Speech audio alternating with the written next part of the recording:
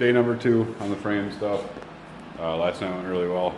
I got the 1/2 done, finished welding it today. It turned out awesome. It's perfect. I mean, it's straight, it's true, it's welded up, it looks nice. But there's a lot that goes into making sure that it stays that way throughout the welding process. And I just wanted to show you guys that. Take a look at this second half right now. I'm getting ready to fire this one up. This is, there are 1, 2, 3, 4, 5, 6, 7, 8, 9, 10, 11, 12 clamps on this right now to hold all of the varying degrees and ways that this thing can move during welding. If you don't weld or haven't welded on anything and don't understand it, when you weld the joint expands momentarily while it's hot, and then it shrinks, and it shrinks to slightly smaller than its original shape. It tries to, it will pull it, it will shrink, it'll bend, it'll twist, it'll distort, and if you don't protect yourself from that, this simple straight piece would be a big twisted up spaghetti noodle. If you tried to weld that together without any sort of a jig or clamps or anything like this, you would most certainly fail.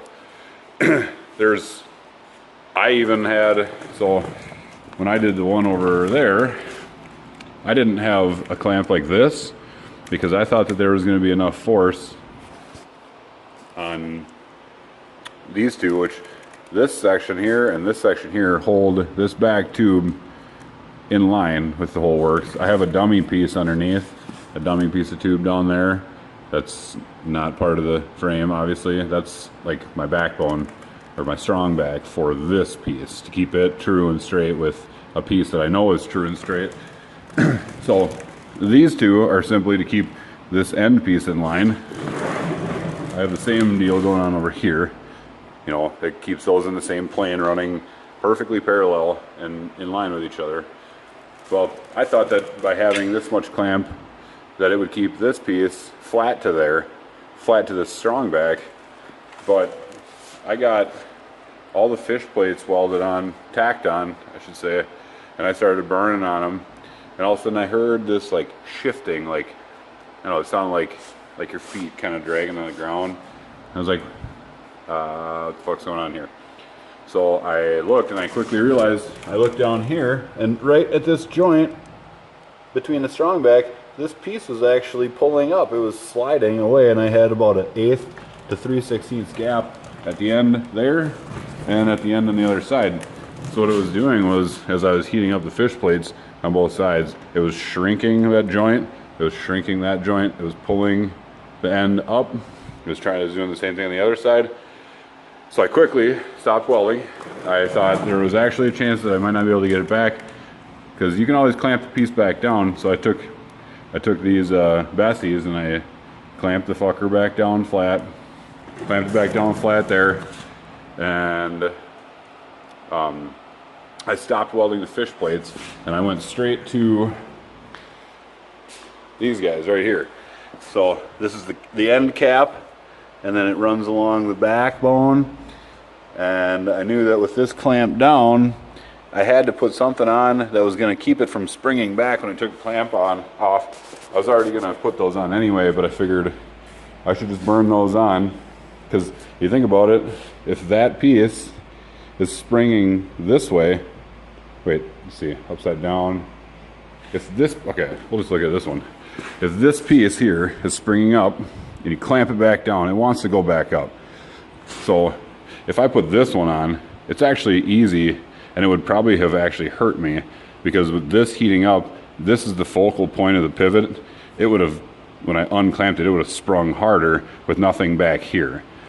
But here, it has to be able, if the piece is welded here and down on the cap, it has to be able to actually pull the steel, and steel is, its best property is its tensile strength.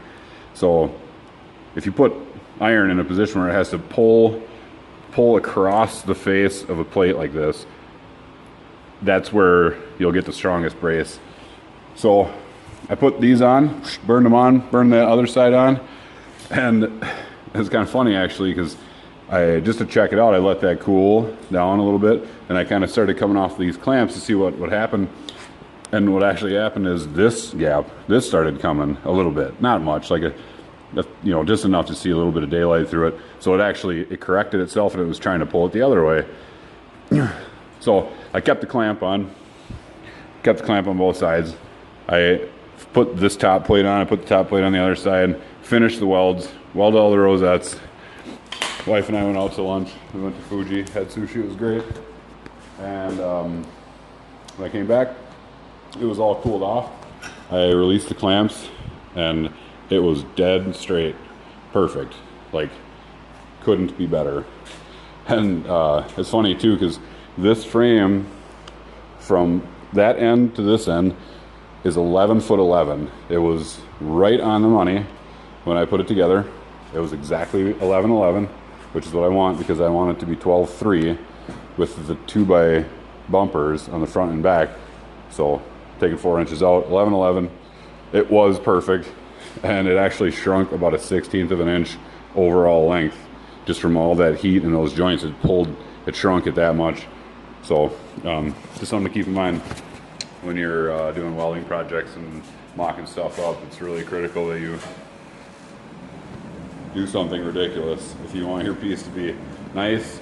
If you don't care, well, this isn't for you, I guess. So all right, I'm gonna get to welding this. This video segment is pretty long already. I might have to cut it into 2 separate videos, but once I'm ready for welding, I'm gonna get a little bit of action footage, maybe. If I can figure out somewhere that I can set my phone so it'll actually do it, and then boost the speed or something, I don't know. But